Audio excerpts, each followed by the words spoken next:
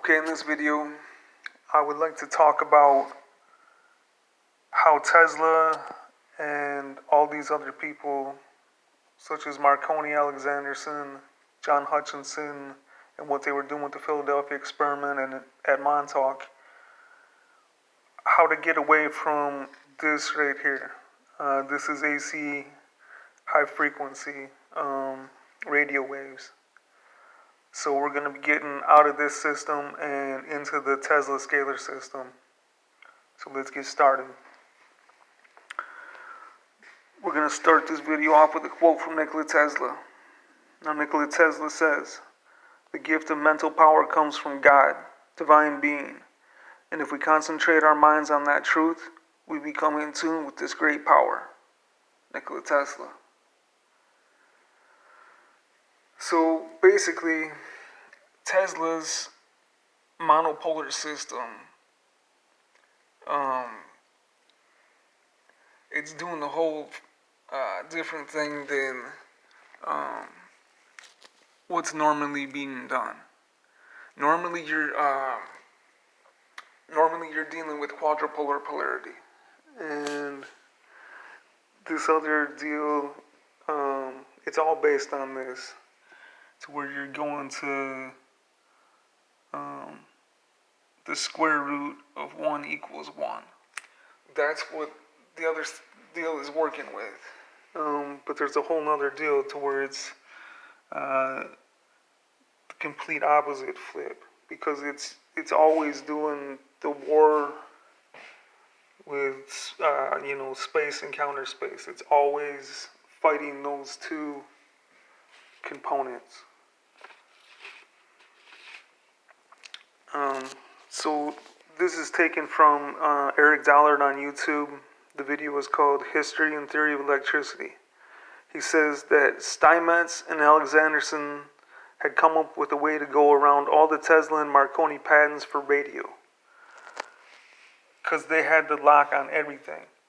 So they were trying to figure out a way to get around everything to make their own system. So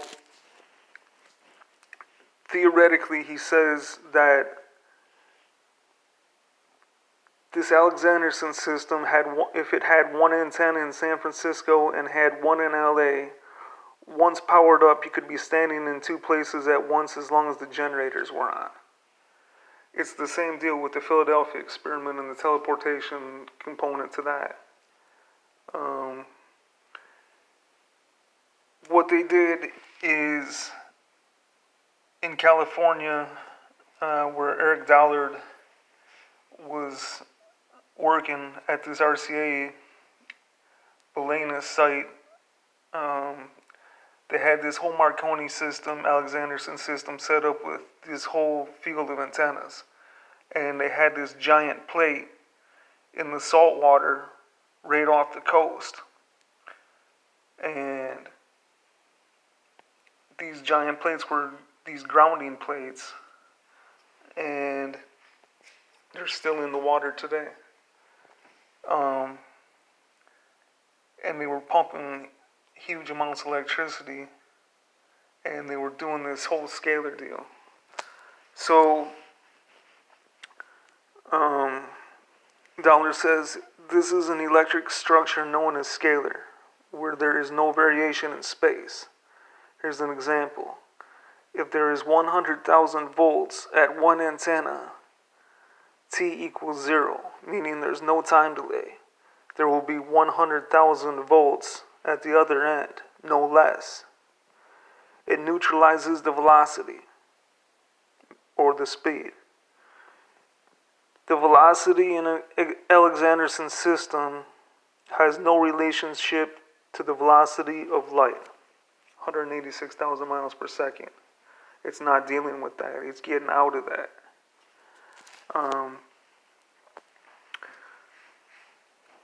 So you're trying to get to this point where infinite velocity and the velocity of light are two polar opposites, or zeros in the system, just like magnetism and dielectricity. If you jam them together, just like in my magnetic wheel system, for propulsion, you get this whole deal where, just like my wheel, it starts torquing. Okay, so um, infinite velocity and the velocity of light, they're two polar opposites or zeros in the system, like nodal points, where it crosses from one state to another. The antenna has no velocity, so it is not affected by the electromagnetic waves on the surface, which have velocity and give a true reading from the ground. Electricity will disappear and reappear in other locations. So that's what they're saying. If you got an antenna in San Francisco and one in LA, you can be standing under both at the same time once the power's on. Because electricity can go forward and backwards in time. But in DC, you only have to where it's going straight forward. It's a constant. In AC, you have a constant state of change. Magnetic and dielectric fields have stored energy, and if it has nowhere to go, it will blast. Okay, so that's what Tesla's doing at Colorado Springs.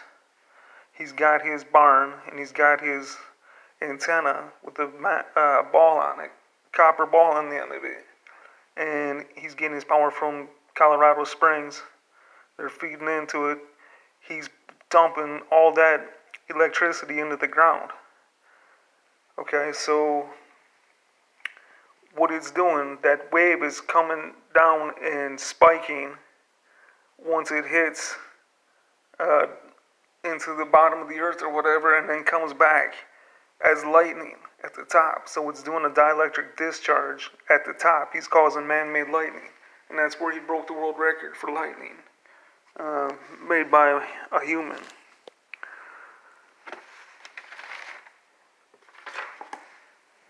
Transient currents or impulse currents, wave spikes. Okay, they look like this pyramidal structure where a regular AC sine wave just snakes. These are pyramidal. It's the impulse current, that spike, just like that DC pulse. Okay, so these things are in exponential form. The energy starts in an oscillation in a sine wave and is compounded with a dampening wave and produces oscillating currents. These currents no longer have frequencies in the conventional sense, meaning there's no modulation. Okay, so DC, no frequency. AC, constant frequency, like RPM, cycles per second. So this is coming from Eric Dollard. Impulse, imaginary frequency. This is decibels per second. Tesla's monopolar system is using the square root of 1 equals 1. He came up with an electrical device where you could connect to the earth using only positive, no negative. 2 ground rods spaced, you can space them 6 feet apart, and connected to a battery. They produce energy, but most of the electricity goes between the ground rods. See, that's the problem. So the problem is, how do you transmit into the earth and not have the power going between the ground rods? This is the idea where counter space starts from Steiner. There becomes 2 dimensions, space and counter space. Electricity, being a 4-pole situation, never exists in less than two dimensions at once. So it's always in space and it's always in counter space. There's no electricity unless you have magnetism and dielectricity. Until the two are united in a geometric formation, you do not have electricity. This is something the electrical engineers don't even know or can't figure out today, because the physicists have messed everything up. Tesla used these equations here. Okay. Positive 1. Okay, 1 multiplied by positive 1 equals positive. Negative 1. 1 multiplied by positive 1 equals negative. So how counter space is expressed is just like this. Sorry for the sunlight in the shot. 1 to the positive 1 and then 1 to the negative 1. So equals 1 to the positive 1. So it's like division and multiplication in this deal. So it's a compounding situation, like 2, 4, 6, 8. It's like the Fibonacci runs, kind of. So 1 to the positive 1. So when you're multiplying, this is the spatial deal. Addition and subtraction, this is the time deal. Electricity goes forward and backwards in time. Electricity exists in space and in counter space. Every electrical situation has to have these poles. The current is moving not through the wire, it's moving in the space of the ether around the wire. The air has a dielectric K value of 1. The free space of the ether is at 377 ohms, as long as the speed of light is consistent. Tesla says that X-rays are not electromagnetic radiation. Tesla could stand in front of his X-ray tubes. The GE General Electric tubes would hurt you. Okay, so here's what it's getting into, like what Ed's doing. If you take a toroidal shape, and place a wire through the middle and apply electricity and touch the wire end to end, you're shorting out and trapping the magnetism. This happens because there is no counter space to eat up the magnetism. It's like absolute zero, like cooled by liquid hydrogen and lead floating on magnetism, because the magnetism can't get through to it. It's being shielded out. The magnetism is going into the wire or into counter space. Tesla figured out how to get out of space and into another dimension. This is how the ETs in their craft are working. They're jumping into this little pocket that they can create, but it's into the counter space. Okay, so Alexanderson found out how to circumvent space and make something appear in another part of the universe with no time delay. It's instantaneous action at a distance. So spooky to the Einsteiners, because they couldn't understand how this works. So to do this, you have to develop an electrical device that would respond in a scalar manner with regard to space to communicate with distant star systems with no delay. The Alexanderson antenna is an analog computer. Okay? An analog computer, you can get the waveform, the mathematical function, and the physical effects to occur without a Tesla coil and without the Alexanderson antenna. All you need is a box full of coils and capacitors. This is what Tesla's doing on his electric car. Because they always said that he just went to the radio store and got these components to drive this car. So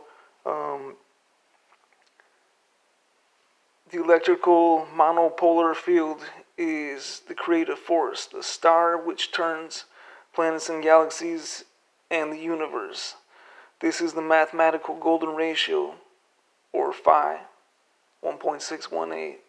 Want to add sweet 16ths to itself. So it's organizing and it's self-powering. Two monopolars, there's a weird neutral plane, like an opening to another universe. And that's exactly what I'm showing you, how my magnetic propulsion system's working. So Tesla's electricity creates a shockwave condition. Maxwell talked of two kinds of waves, transverse and longitudinal. The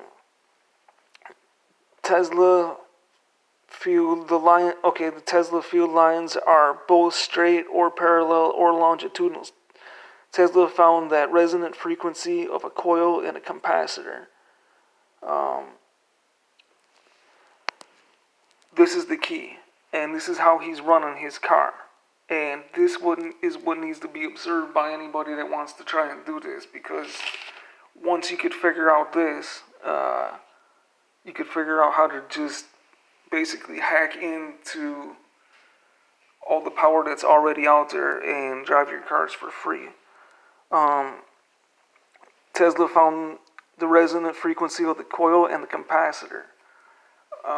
So he's getting everything in line to just go into this synchronistic synergy effect, to where everything's at the same beat to the same drum. So at this point, the system turns into a monopolar transmitter. All you need to do is find the frequency of the coil of wire connected to the radio transmitter or receiver, and the other end grounded, where the energy of the magnetic field equals the energy of the electrostatic field. You're just trying to balance this whole thing out. Dollard says the truth about Tesla. He says people were running small motors and lighting light bulbs from the telluric currents coming from the AM stations in their town. Okay, the police actually showed up at Ed's one time because they thought he was a spy. And they asked him what he had all these wires running. He had all this copper wire on the top of the castle. And he said he was pulling in from these AM radio stations. So Marconi and Alexanderson's system was an electrostatic, not electromagnetic. Okay, so it's dealing with the dielectric, not the magnetic. Dollard says that this has been left out of all the equations. Gilliam says when the phone companies started putting in long-distance transmission lines across the country, it was found that at the carrier frequency, about 5,000% more energy was disappearing into the dielectric field than could be accounted for by the loss of the insulators. It's eating it up because there's a leakage of magnetism, electromagnetism, radiation. It's electromagnetism that's lost to space. So the leakage of dielectricity by the process of movement through space, energy is disappearing into counter space. So if energy is disappearing in counter space, then where does it go and how do you retrieve it? This is my question, because this is the big question that needs to be answered.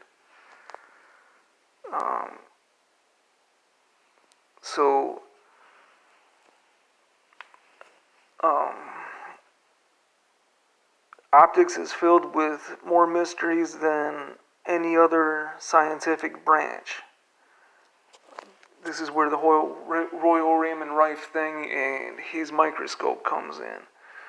So, light is a transverse wave. It can only exist in a boundary condition. Like electricity, it needs a waveguide, like a telephone line or the ocean or Lake Huron.